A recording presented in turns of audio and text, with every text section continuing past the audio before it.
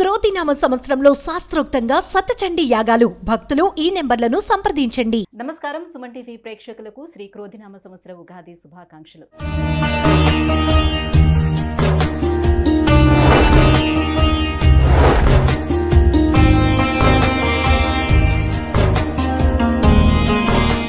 ఈ క్రోధినామ సంవత్సరం ద్వాదశ రాశుల వారికి ఎలా ఉండబోతుంది, అలాగే ఈ సంవత్సరం మొత్తం మీద నవగ్రహాల స్థితిగతులు ఏ రకంగా ఉన్నాయి అనే విషయాన్ని తెలియజేసేందుకు మనతో పాటు ఉన్నారు జ్యోతిష్య రత్న జ్యోతిష్య చక్ర వైభవ నిపుణ డాక్టర్ రాళ్లపల్లి రవికుమార్ గారు.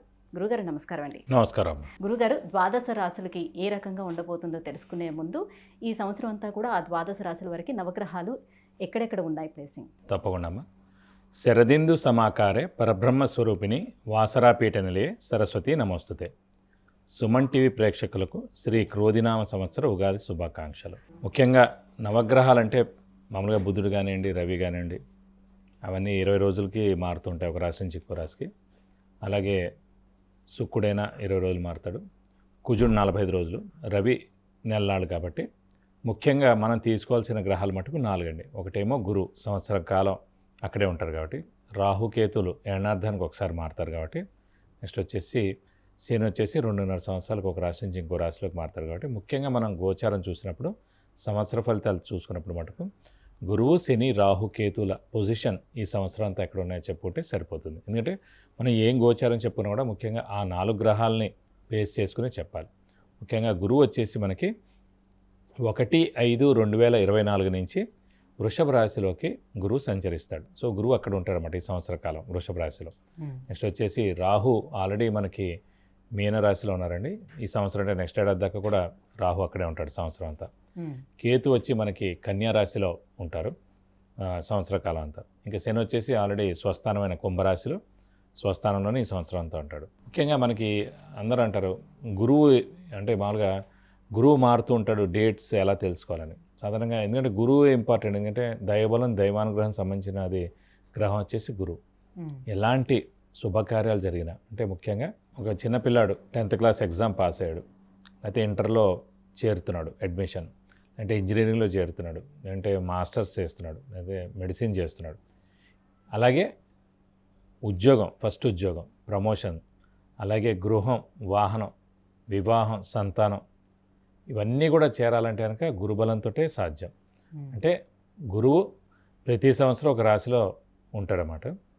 కాబట్టి ఆ గురువు ఆ సంవత్సర కాలంలో ఆ రాశుల వాళ్ళకి 2వ స్థానంలో ఉన్నాడా, 5వ స్థానంలో ఉన్నాడా, 7వ స్థానంలో ఉన్నాడా, 9వ స్థానంలో ఉన్నాడా, 11వ స్థానంలో ఉన్నాడో చూడాలి. సో 2, 5, 7, 9, 11 స్థానాలు శుభ ఫలితాన్ని ఇస్తాడు గురువు. సో మన రాశి నుంచి ఎక్కడైతే ఉంటాడు. కాబట్టి ఆ గురువు అనేవాడు ఎప్పుడు మారుతాడని ఎలా తెలుసుకోవచ్చు అంటే పుష్కరాలు ఎప్పుడైతే స్టార్ట్ అవుతాయో ఆ రోజు నుంచి మనకి గురువు వేరే రాశిలోకి మారినట్టమాట. సో ఈ సంవత్సరం నర్మదా నది పుష్కరాలు స్టార్ట్ అవుతున్నాయి. అది కూడా 1 మే నుంచి స్టార్ట్ అవుతున్నాయి. కాబట్టి 1 మే నుంచి గురువు వృషభ రాశిలోకి ప్రవేశించి సంవత్సర కాలం అంతా అక్కడ ఉంటాడు.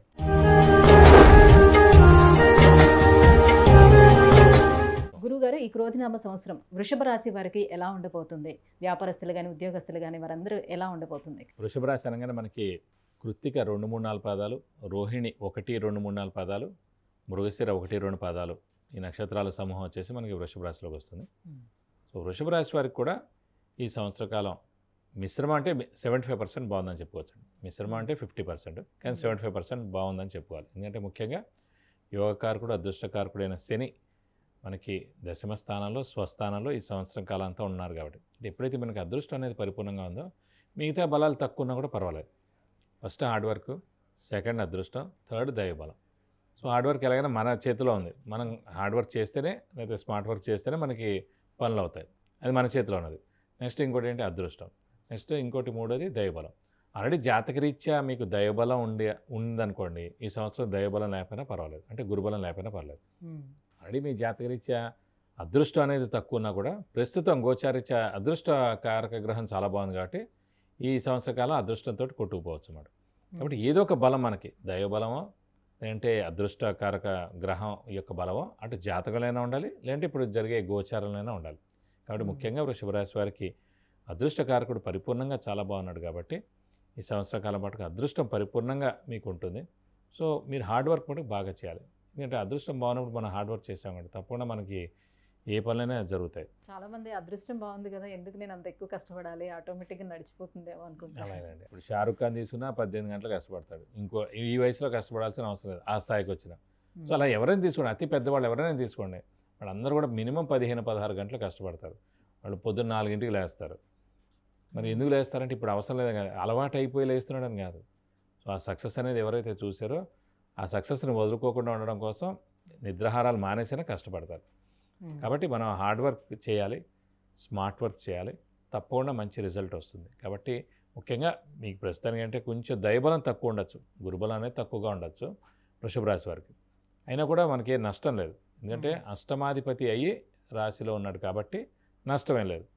కాబట్టి గురువు 50-60% బలం ఉన్నట్టే. సో అంత దారుణం కాదు. ఇంకోటి ముఖ్యంగా రాహు అనే గ్రహం మటుకు లాభస్థానంలో ఉన్నాడు, అది చాలా మంచిది. పంచమ స్థానంలో కేతు ఉన్నాడు. సో రాహు కేతు శని బలం పరిపూర్ణంగా ఉన్నాయి. అంటే ముఖ్యంగా మెయిన్ గ్రహాలైన రాహు కేతు గురు శనిలో చూసుకుంటే 75% మనకి బలం బాగానే ఉన్నాయి. కాబట్టి ఒక గురుబలం ఒకటి తక్కువగా ఉంది కాబట్టి దానికి సంబంధించిన పరిహారాలు ఎలాగో చేసుకుంటే సరిపోతుంది. కాబట్టి మొత్తం మీద చూస్తే కనుక అత్యద్భుతంగా ఉందనే చెప్పుకోవాలి. కాబట్టి కొంచెం హార్డ్ వర్క్ చేయండి, హార్డ్ వర్క్లో మటుకు లోపం ఉండకుండా ఉంటే కనుక తప్పకుండా మీరు సక్సెస్ అవుతారు. ఉద్యోగస్తులు ఏదైనా ఉద్యోగం మళ్ళీ చేంజ్ అవ్వాలనుకుంటే, కొత్త ఉద్యోగంలోకి చేంజ్ అవ్వాలనుకుంటే ఈ సంవత్సరం అట్లాంటి నిర్ణయాలు ఏమైనా తీసుకోవచ్చా? ఉద్యోగస్తులు అంటే ముఖ్యంగా ఉద్యోగం కానీ ప్రొఫెషన్ కానీ చూసినప్పుడు శని గ్రహం ఎక్కడ ఉన్నాడో చూడాలి. సో శని ప్రొఫెషన్ కారకుడు, ఉద్యోగ కారకుడు. ఈ వృషభ రాశి వారికి దశమ స్థానం, అంటే దశమ స్థానమే ఉద్యోగ స్థానం కూడా అనమాట ఎవరికైనా సరే. సో దశమ స్థానంలో ఉద్యోగ కారకుడు, ప్రొఫెషన్ కారకుడైన శని స్వస్థానంలో కుంభరాశిలోనే ఉన్నాడు.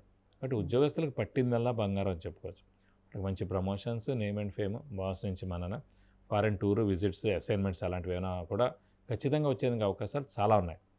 కాబట్టి కొంచెం స్మార్ట్ వర్క్ చేయడం, కొంచెం హార్డ్ వర్క్ చేయడం, కొంచెం దైవబలం పెంచుకోవడం, ఇలాంటివన్నీ చేస్తానికి తప్పకుండా ఉద్యోగస్తులు పట్టిందల్లా బంగారం అని చెప్పుకోవచ్చు. అంటే కొత్త వ్యాపార ప్రయత్నాలు చేయాలనుకునే వాళ్ళకి ఈ సంవత్సరం బాగానే కలిసి వస్తుందా, వాళ్ళు చేయొచ్చా? వ్యాపారస్తులు కూడా పర్వాలేదండి, ఎందుకంటే అదృష్టం అనేది పరిపూర్ణంగా బాగుంది కాబట్టి, రాహుకేతుల బలం బాగుంది కాబట్టి, గురువు మిశ్రమంగా ఉన్నా కూడా చెడు ఫలితాలు కూడా ఎప్పుడు గుర్తుపెట్టుకోండి. మంచివాడు ఎప్పుడు చెడు చేయడు.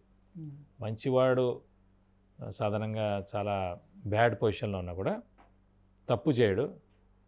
అలాగే మీకు సలహా ఇచ్చేటప్పుడు కూడా తప్పుడు సలహాలు ఇవ్వడు మంచివాడు. అలాగే శుభగ్రహాలైన చంద్రుడు, బుధుడు, గురువు, శుక్రుడు రాసుల్లో బలం తక్కువగా ఉన్నా గోచారీత్యా వాడు చెడు ఫలితాలను అయితే ఇవ్వడు, మంచి ఫలితాలు ఇవ్వడానికే చూస్తాడు.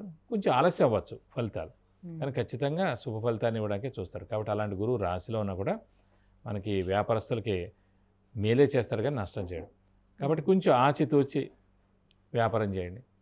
క్రెడిట్స్ అనేది తక్కువగా ఇవ్వండి. ఎక్స్పాన్షన్ ప్రస్తుతానికి ఇవ్వకండి, నెక్స్ట్ ఏడాది ఎక్స్పాన్షన్కి వెళ్ళండి. అంటే కొత్త వ్యాపారం మటుకు పెట్టాలంటే నెక్స్ట్ ఏడాది పెట్టుకుంటే ఉత్తమం. ఎందుకంటే గురుబలం ప్రస్తుతం తక్కువగా ఉంది కాబట్టి ఫస్ట్ టైం పెట్టేవాళ్ళు నెక్స్ట్ ఏడాది పెట్టుకుంటే ఉత్తమం. ఆల్రెడీ చేసేవాళ్ళు మటుకు కొంచెం జాగ్రత్తగా చేస్తే సరిపోతుంది. అయితే మరి వీళ్ళు ఎటువంటి పరిహారాలు ఇంకా పాటించుకుంటే మంచి జరిగే అవకాశం ఉంటుంది, ఏ దైవారాధన చేసుకోవాల్సి ఉంటుంది? వృషభ రాశి వరకు మటుకు ఈ సంవత్సరం అంతా కూడా గురు రాశిలోనే ఉంటాడు కాబట్టి ఆ ఒక్క గ్రహమే బలం తక్కువగా ఉంది కాబట్టి వీలైతే ప్రతి గురువారం ఉపవాసం ఉంటే చాలా మంచిదండి. అలాగే ప్రతిరోజు దత్తాత్రేయ స్వామి అష్టోత్తరం చదువుకుంటే చాలా మంచిది. అలాగే దత్తాత్రేయ స్వామి గుడికి వెళ్ళి ప్రతి గురువారం 41 ప్రదక్షిణాలు చేస్తే కూడా చాలా మంచిది. వీలైతే కనుక గురువుకి 16,000 సార్లు జపం చేయించి శనగపప్పు కేజీంపో, ఒక yellow lungi, 1000 rupees worth gold item దానం ఇస్తే మంచిది. ఎందుకంటే గురుబలం లేనప్పుడు శుభకార్యాలు ఏమీ చేయలేము, ఇంట్లో శుభకార్యాలు జరగవు, ఆలస్యం అవుతూ ఉంటాయి, సంబంధాలు ఎన్ని చూసినా కూడా కలుస్తూ ఉండవు, కుదరవు.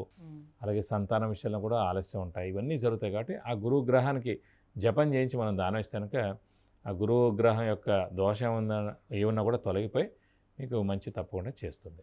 గురువు గారు, వృషభ రాశి వారికి ఈ సంవత్సరం మొత్తం మీద ఏ రకంగా ఉండబోతుంది, ఎటువంటి పరిహారాన్ని పాటించుకోవాలనే విషయాన్ని తెలియజేసినందుకు ధన్యవాదాలు. నమస్కారం.